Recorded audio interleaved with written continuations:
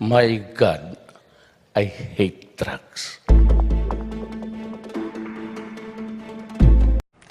Gustong pigilan ng Justice Department si Senador Antonio Trillanes na makalabas ng bansa. Ito ay sa pamamagitan ng whole departure order na manggagaling sa korte.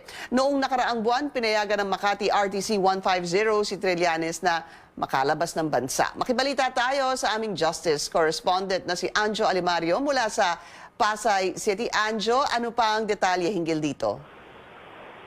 Ayon kay Justice Secretary Menardo Guevara, may dalawa pang mosyon na inihain na prosekusyon sa magkaibang korte upang pigilan si Senador Antonio Trillanes na makalabas ng bansa. Ito ay kinalaman sa inciting to sedition na kaso niya sa Pasay City at libel naman na nakahain sa Davao.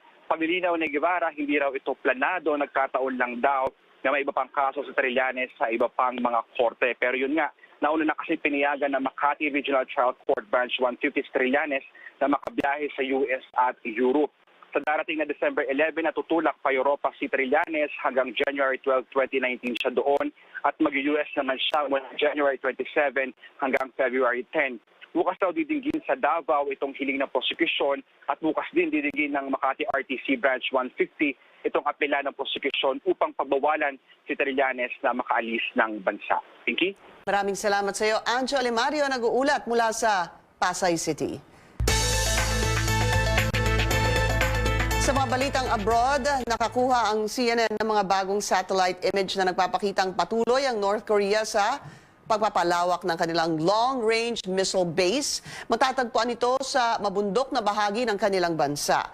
Nagpapatunay ang mga larawan na nananatiling aktibo ang naturang base at patuloy itong ina-upgrade. Taliwas ito sa mga unang ipinangako ng North Korea na tuluyan na nilang bubuwagin ang kanilang nuclear arms. Nagtipon-tipon naman ang ilang mga dati at kasalukuyang world leaders sa National Cathedral sa Washington bago ang nakatakdang paglibing kay dating US President George H.W. Bush. Sa isinagawang state funeral sa dating Pangulo, nagbigay ng eulogy ang kanyang anak at dating US President na si George W. Bush at tinawag ang ama bilang optimistic at patriot. Kasama din sa mga dumalo sa state funeral sina US President Donald Trump at ang kanyang asawa na si Melania. Dadalhin ang labi ng dating presidente pabalik sa kanyang adopted home state sa Texas. Ililibing si Bush katabi ng kanyang yumaong asawa at anak na babae sa isang private ceremony ngayong Huwebes sa Texas A&M University College Station. Sa Australia, may nakadiskubring paraan ng mga researchers sa pag-detect ng cancer cell sa katawan at ayon sa kanila tatagal lamang ang test ng 10 minuto. Napag-alaman ng mga scientists mula sa University of Queensland na nakakabuo ang cancer ng kakaibang DNA structure kapag inilalagay sa tubig. Naniniwala sila na makatutulong ang discovery na ito para matukoy ang cancer sa katawan ng tao ng mas maaga at kalaunay maagapan. Hindi pa nagagamit sa kahit kanino ang 10-minute test at kinakailangan pa ng masusing clinical trials bago isagawa sa mga pasyente.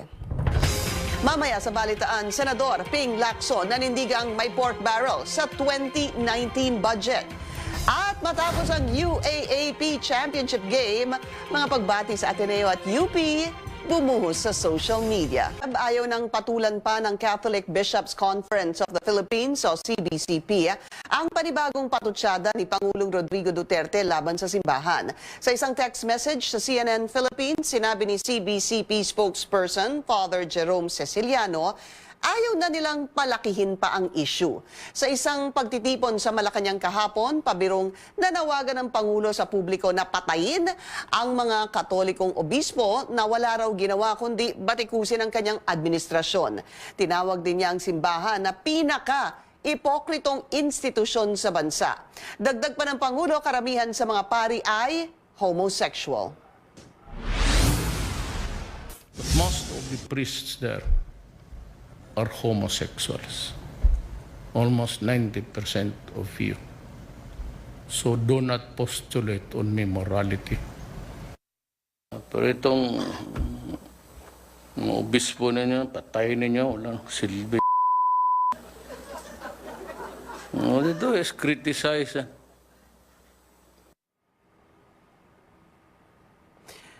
Nag-post din kanina sa kanyang Facebook account si Caloocan Bishop Pablo Virgilio David ng isang mensahe para sa mga kritiko ng simbahan.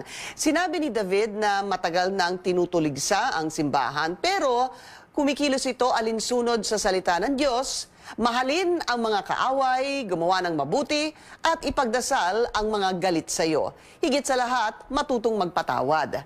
Sa talumpati pa rin ng Pangulo sa Malacanang kahapon, nagbabala siya na posibleng lumaganap ang karahasan dahil sa giyera kontra droga ng gobyerno. Inihayag ito ng Pangulo matapos ang kanyang kontrobersyal na biro ukol sa paggamit niya umano ng marijuana. Iginit ng Pangulo kung paano nakasisira ng pamilya ang droga. Sa iba pang balita, ang hepe ng Eastern Mindanao Command ang susunod na mamumuno sa Armed Forces of the Philippines. Siya si Lieutenant General Benjamin Madrigal Jr. Ayon ito sa appointment paper na nakuha ng CNN Philippines na pirmado ni Pangulong Duterte. Papalitan ni Madrigal si General Carlito Galvez na magreretiro sa December 12. Nakatakda ang change of command rights ng AFP sa December 11. The church is an hypocritical institution.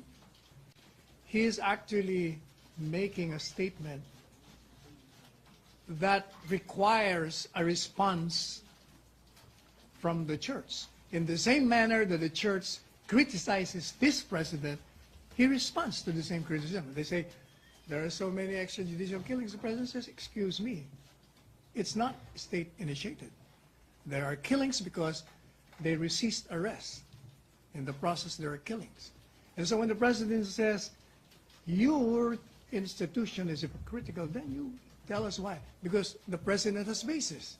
Even the Pope says, what was the latest message of the Pope? He said, to the members of the priesthood, you cannot remain celibate, get out.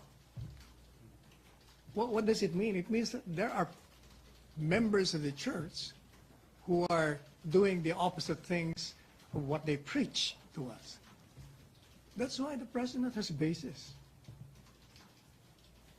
He has been a victim of harassment, sexual harassment when he was a young boy. Remember? He keeps on telling us that. And again, that is a basis. When preach gives us the teachings of God, and yet they do the opposite. So that makes them hypocritical. But of course, he refers to certain members of the church. May follow up? Ina. Ina? And RJ, follow up ka ba? So, sir, you said the president has basis for his statements. What was his basis for saying that 90% of priests are gay? 90% of what? Priests are gay. Homosexuals. Ayun. Well, he tells us that there have been complaints against priests who are gays. In fact, he points to a certain internet information that we can look it up, who these priests have been charged with molestations. But where did he get the figure that 90%? That's quite...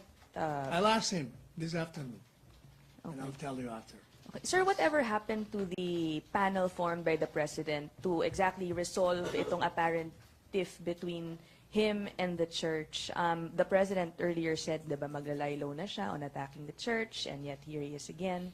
I've not heard of what happened to that also. I heard about it, but it appears after the announcement, there was no move on unless there was a move on the church side, but I didn't hear about it.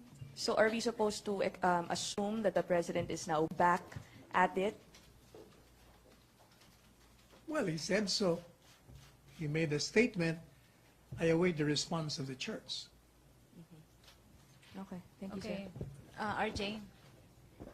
Sir, on the killing of the bishop, so, sir, is it an appropriate statement for the president to say that the fact that previously may mga pinaslang na mga pare?